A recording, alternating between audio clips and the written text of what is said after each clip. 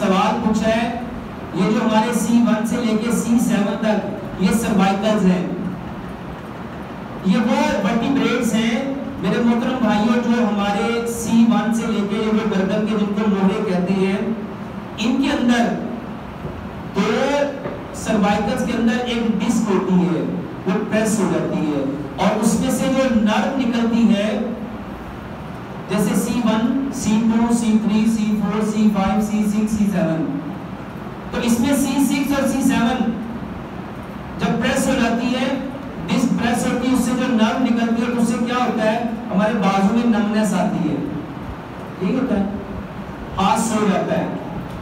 اس کا بہترین علاج یہ جو میں نے کتاب لکھی نماز اینڈ ماڈرن میڈیکل سائنس، اس میں میں نے لوگوں کو بتایا کہ یہ جو سجدہ ہے، اگر لوگوں کو پتا چل جائے کہ سجدے کے کتنے فائدے ہیں، لوگ ساری زندگی سجدے میں۔ میرے محترم بھائیوں، ہماری بدقسمتی یہ ہے کہ ہم نے سنت کے مطابق سجدہ کرنا سیکھا ہی نہیں۔ 10 چیزیں ہیں سجدے میں۔ سب سے پہلی بات، جب سجدہ کرو کبھی بھی کوے کی طرح ٹھونگے نہ مارو، یعنی جلدی ایسے گئے جلدی اٹھ جائے۔ سجدہ کرنا ہے انتہائی اطمینان کے ساتھ، اور میں اکثر کہتا ہوں سجدہ لمبا کرو۔ دوسری بات، تم میں سے کوئی بھی سجدے میں اپنے بازو کتے کی طرح نہ پھیلائے۔ یہ بازو ایسے کر کے سجدہ کرنا، یہ میرے محترم بھائیوں نبی صلی اللہ علیہ وآلہ وسلم نے منع فرمایا۔ تیسری بات، سجدہ ایسے کرو کہ بغل کی سفیدی نظر آئے۔ چوتھی بات، سجدہ ایسے کرو کہ بکری کا بچہ یہاں سے گزرنا چاہے تو آرام سے گزر سکے۔ پانچویں بات، 7 ہڈیوں پہ سجدہ کرو، 7 ہڈیوں پہ سجدہ کرو۔ 2 پاؤں ہیں، 2 گھٹنے ہیں، 2 ہاتھ ہیں، 7ویں ہڈی کون سی ہوگی؟ کون سی ہوگی؟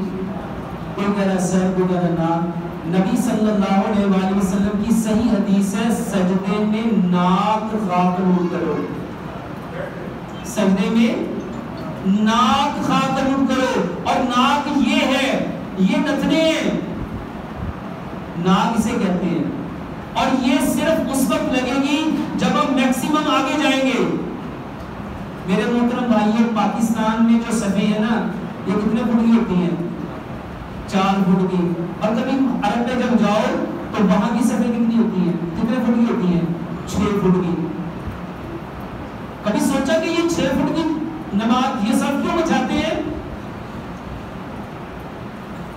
نماز میں ہم نے میکسیمم آگے جانا تھا، اور لمبا سجدہ کرنے سے مراد وقت لمبا، اور دوسرا ہے جب آپ لمبا سجدہ کرو گے آپ کے جو اسپائنل کارڈ کی جو الائنمنٹ ہے یہ بالکل اسٹریٹ ہو جائے گی۔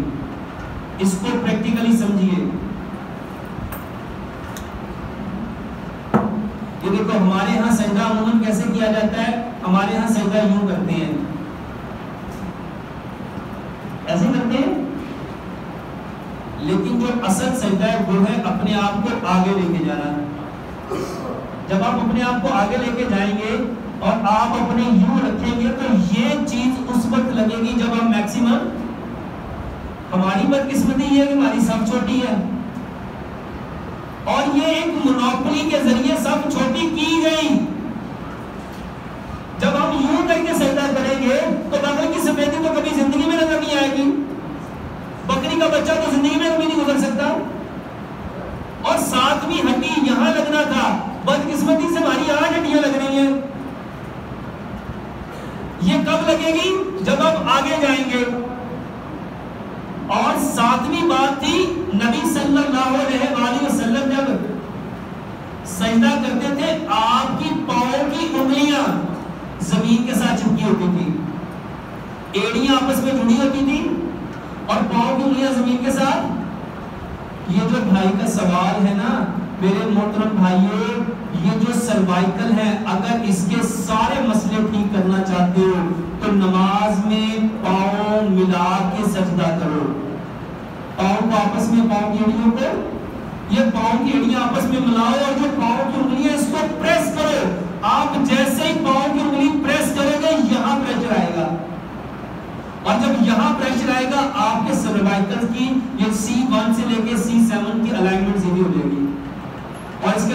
वर्टिब्रेट्स है ना, जो मोरे हैं, उन दो मोरों के दरमियान एक डिस्क है, मेरे मोहतरम भाइयों, वो खुल जाएगी, क्योंकि जमीन में फोर्स ऑफ ग्रेविटी है। इसका काम है एवरी अननेसेसरी फोर्स को अपनी तरफ खींचना। तो जब आप सजदा करेंगे तो ये वाला मसला, ये जो बाजू में, अक्सर लोगों के बाजू में दर्द आती है, किसी की ये 3 उंगलियां, किसी की ये 2 उंगलियां। जब C6 का मसला होगा तो आपकी ये चीजें मुतासिर होगी, जब C7 होगा तो आपकी ये चीज मुतासिर होगी, यहाँ पेन आएगी, हाथ सो जाएंगे, हाथ की ग्रिप लूज हो जाएगी। बहुत सारे लोग कहते हैं मुझसे कोई चीज पकड़ी नहीं जाती, मेरे हाथ कांपते हैं, मेरे से चीज मैं किसी चीज को खींचना चाहता हूँ, वो खींचते नहीं है। वजह क्या है? सजदा से नहीं किया। सारी जिंदगी गुजर गई लेकिन सजदा। मेरे मोहतरम भाइयों, ये नमाज नहीं थी, ये तोहफा था। ये क्या था? तोहफा। और ये पाँव की एड़ियों को मिलाना है, पाँव की उंगलियों का पेट जमीन पे लगाना है। और फिर नबी सल्लल्लाहु अलैहि वसल्लम ने फरमाया, जमीन की सख्ती महसूस करो, जोर नहीं लगाना। पैरों की उंगलियों का पेट जब जमीन के साथ चिपकेगा तो यहाँ प्रेशर खुद ब खुद आएगा, और यहाँ प्रेशर क्यों लाना है? क्योंकि यहाँ पे साइनस है। यहाँ पे क्या है? हमारा फ्रंटल साइनस, हमारा मैक्सिलरी साइनस, हमारा टेम्पोरल साइनस, हमारा ऑक्सीपिटल साइनस, ये सारे के सारे साइनस यहाँ होते हैं, और यहीं पे अकल है। यहीं पे हमारा रब चाहता है अपनी अकल को खाक कर दो, अपनी अकल को।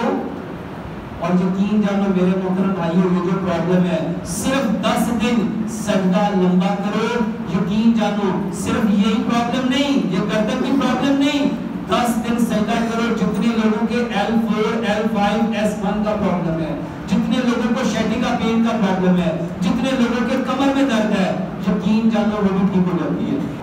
आप हैरान होंगे, मेरे पास स्पाइनल कॉर्ड के जितने पेशेंट आते हैं ना, वो पहला लफ्ज ये बोलते हैं, डॉक्टर साहब, डॉक्टर ने मना किया झुकना नहीं, झुकना। मैं कहता मेरा इलाज झुकना ही है।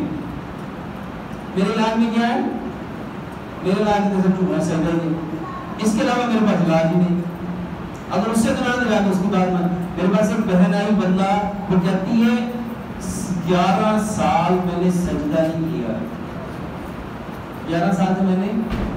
और मैं अक्सर कहता हूँ, मेरी ये वीडियो बड़ी वायरल हुई, मैंने एक जगह पे एक बात, ये सवाल उठाया, मेरा ये सवाल है सारे अहले इल्म से कि नमाज में कितनी आदतें बताएंगे? खड़े होकर नमाज पढ़नी है, अगर खड़े होकर नहीं पढ़ सकते तो बैठ के पढ़नी है, बैठ के नहीं पढ़ सकते तो लेट के पढ़नी है, लेट के नहीं पढ़ सकते तो इशारों से पढ़नी है। कुर्सी कितनी आ गई? ये किसने कुर्सी को घुसेड़ा? किसने दाखिल किया? और मैंने ये बात अल्हम्दुलिल्लाह बड़े बड़े शेखुल हदीस सऊदीया में भी अल्हम्दुलिल्लाह ये बात बड़ी बड़ी वायरल हुई, और मैंने उनसे पूछा, मैं कुर्सी कहाँ से आ गई? या तो खड़े होकर नमाज पढ़ना है, नबी सल्लल्लाहु अलैहि वसल्लम ने नहीं बताया।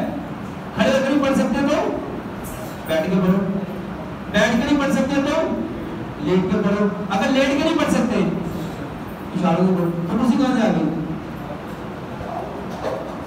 इस बात को समझना है मेरे मोहतरम भाइयों।